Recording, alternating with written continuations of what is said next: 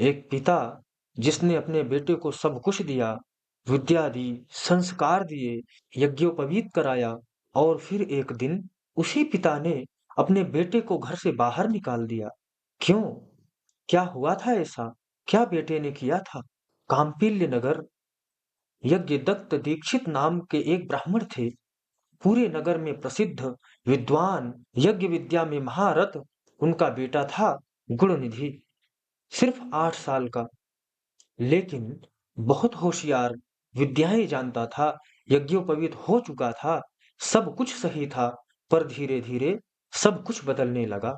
गुणनिधि बुरी संगत में पड़ गया, जुआरी बन गया। खेल कूद, गाना बजाना और जुआ। माँ समझाती थी, रोज समझाती थी, पर वह नहीं सुनता था। और फिर एक दिन गुणनिधि ने अपने पिता की अंगूठी चुरा ली और उसे जुआ में हार गया। जुए में हार गया। माँ डरी हुई थी। वह जानती थी, अगर पिता को पता चल गया तो क्या होगा। इसलिए वह पिता से झूठ बोलती रही।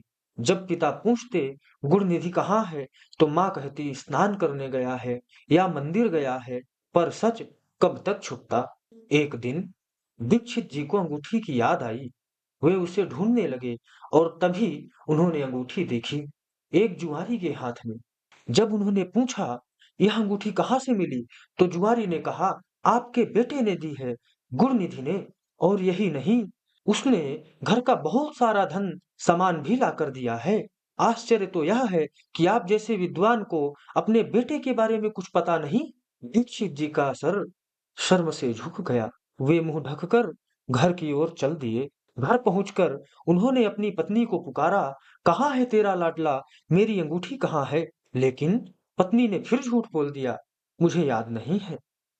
अब तो दीक्षित जी का क्रोध फट पड़ा और फिर क्रोध में आकर दीक्षित जी ने अपनी पत्नी और पुत्र को घर से निकाल दिया। घर से बाहर माँ भी और बेटा भी। क्या यही खत्म हुई गुणनिधि की कहानी? एक पापी जिसे घर से निकाल दिया गया, क्या उसका कोई उद्धार है? क्या ऐसे पापी को भी मोक्ष मिल सकता है? यह जानने के लिए शिव पुराण की यह अद्भुत कथा सुनिए, क्योंकि आगे जो होने वाला है वह सब कल्पना से परे है। तो चलिए सुनते हैं श्री शिव महापुराण की रुद्र संहिता का 17वां अध्याय, पापी गुण निधि की कथा। सूत जी कहते हैं, हे ऋषियों, तत्पश्चात नारद जी ने विनय पूर्वक प्रणाम किया और उनसे पूछा। किनसे पूछा? ब्रह्मा जी से। ब्रह्मा जी से पूछा, भगवन, भगवान शंकर कैलाश पर कब गए और महात्मा कुबेर से उनकी मित्रता कहाँ और कैसे हुई? प्रभु शिव जी कैलाश पर क्या करते हैं, कृपा कर मुझे बताइए, इसे सुनने में मैं बहुत उत्सुक हूँ। ब्रह्मा जी बोले, हे नारद, मैं तुम्हें चंद्रमौली भगवान शिव के विषय में बताता हूँ। कांपिल्य नगर में यज्ञ दत्त दीक्षित नाम के एक ब्राह्मण रहते थे, जो अत्यंत प्रसिद्ध थे।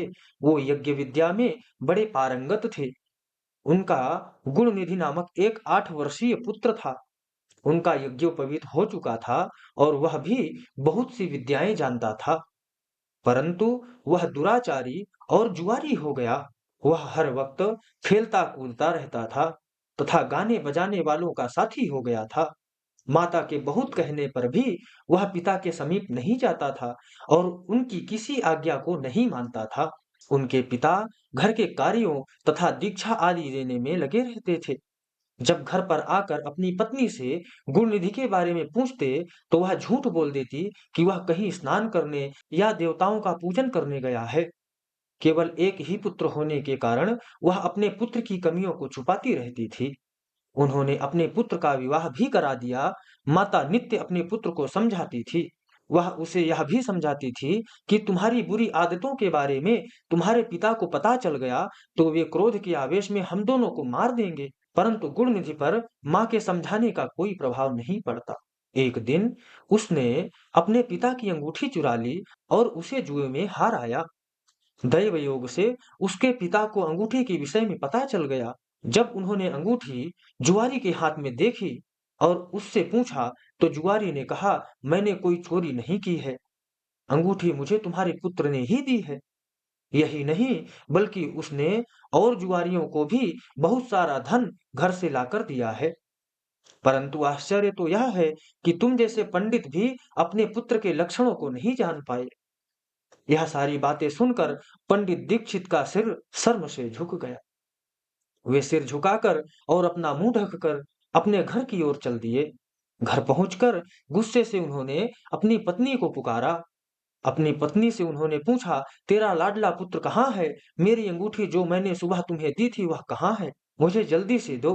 पंडित की पत्नी ने फिर झूठ बोल दिया, मुझे स्मरण नहीं है कि वह कहाँ है। अब तो दीक्षित जी को और भी क्रोध आ गया। वे अपनी पत्नी से पूछे, तू बड़ी सत्यवादिनी है, इसलिए जब भी मैं गुरुनिधि के बारे में पूछता हूँ तब मुझे अपने बातों में बहला देती है। यह कहकर दीक्षित जी घर के अन्य सामानों को ढूंढने लगे, किंतु उन्हें कोई वस्तु न मिली, क्योंकि वे सब वस्तुएं गुरुनिधि जुए में हार चुका था।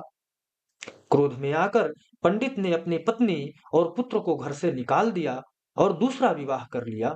इस प्रकार श्री शिव महापुराण के रुद्र संहिता का 17वां अध्याय संपूर्ण हुआ। अगले भाग में हम जानेंगे कि गुरुनिधि कुबेर कैसे बने, कितनी तपस्या की, कैसे वो मुक्त हुए इन पापों से और फिर कुबेर की उपाधि कैसे प्राप्त की। ये सब जानने के लिए हमारे साथ बने रहें। ओम नमः शिवाय। ॐ